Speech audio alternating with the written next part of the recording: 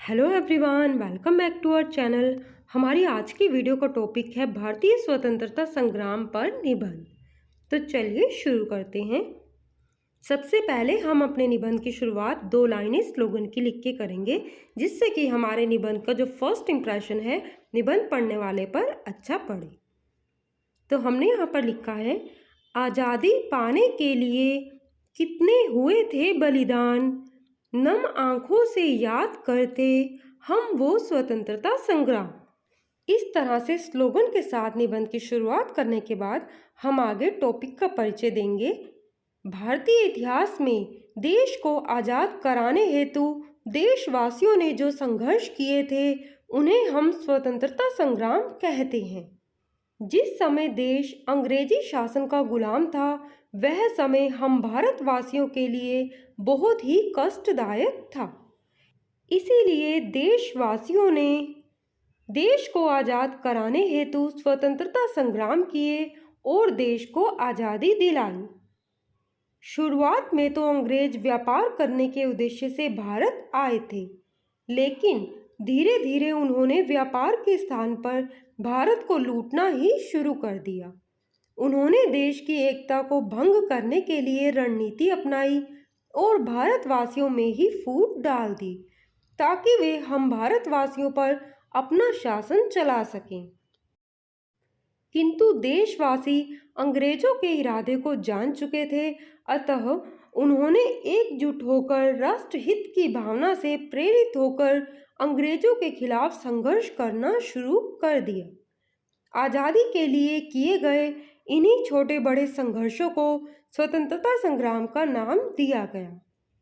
सर्वप्रथम अंग्रेजों के खिलाफ मंगल पांडे ने आंदोलन की शुरुआत की थी। मंगल पांडे एक भारतीय सिपाही थे जो बंगाल के बैरकपुर में तैनात थे। उन्होंने गाय और सूअर की चर्बी से बने हुए कारतूसों का प्रयोग करने से परहेज किया। परहेज के दौरान उन्होंने 2 अंग्रेज अधिकारियों की हत्या कर दी, जिससे विद्रोह शुरू हो गया। इसी विद्रोह को देखकर मेरठ में भी सिपाहियों ने हिम्मत दिखाई। इन सिपाहियों को देश की बड़ी रियासतों का साथ भी मिला। झांसी की रानी भी इसी विद्रोह का हिस्सा थीं। आगे लिखेंगे, आज़ादी के लिए अंग्रेजों के खिलाफ प्रथम विद्रोह पर अंग्रेज सरकार ने 1 वर्ष में ही काबू पा लिया था। फलस्वरूप प्रथम स्वतंत्रता संग्राम सफल न हो सका। प्रथम स्वतंत्रता संग्राम की असफलता के बावजूद भी देशवासियों के मन में जो विद्रोह की आग भड़की थी, वह ठंडी नहीं हुई। विद्रोहकारी 2 गुटों में विभाजित हो गए थे। कुछ शांति से आज़ादी चाहते थे तो कुछ आज़ादी को लड़कर छीन लेना चाहते थे।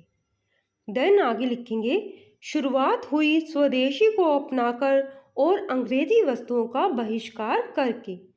इससे अंग्रेज और भी अधिक भड़क गए। महात्मा गांधी ने सर्वप्रथम सन 1917-18 के दौरान चंपारण आंदोलन करके नील की खेती करने वाले किसानों पर अंग्रेजों के अत्याचारों को बंद करवाया। उसके बाद गांधी जी ने 1920 में असहयोग आंदोलन भी किया। संघर्ष में चंद्रशेखर आजाद, राम प्रसाद बिस्मिल, भगत सिंह, राजगुरु और सुखदेव जैसे क्रांतिकारियों ने भी अपने अपने तरीके से इस लड़ाई को जारी रखा। सन 1930 में नमक सत्याग्रह हुआ, जिसने देशवासियों में स्वदेशी वस्तुओं के प्रयोग पर जोर दिया। सन 1931 में भगत सिंह, राजगुरु और सुखदेव को फांसी दे दी गई, जिससे विद्रोह की आग और भड़क उठी। आज़ादी के द्वितीय संघर्ष में एक और महत्वपूर्ण नाम था सुभाष चंद्र बोस, जिन्होंने आज़ादी पाने हेतु युद्ध का रास्ता अपनाया। किंतु गांधी जी स्वतंत्रता को अहिंसा और शांति के साथ चाहते थे। उन्होंने सन 1942 में भारत छोड़ो आंदोलन की शुरुआत की।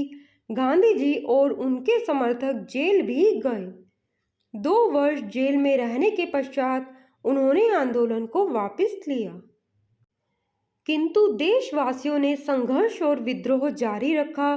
कड़े संघर्ष और बलिदान के बाद आखिरकार 15 अगस्त सन 1947 के दिन अंग्रेज भारत छोड़ने पर मजबूर हो गए।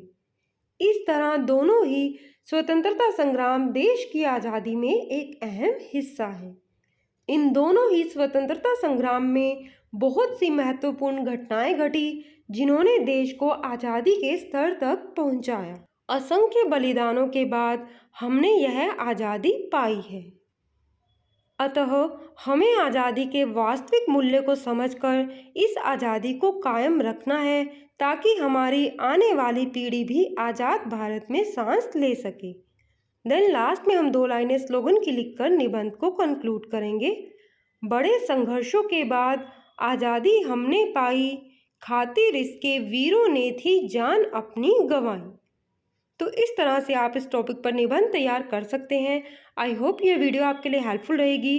वीडियो अच्छी लगे वीडियो को लाइक शेयर, चैनल को सब्सक्राइब जरूर करें। धन्यवाद।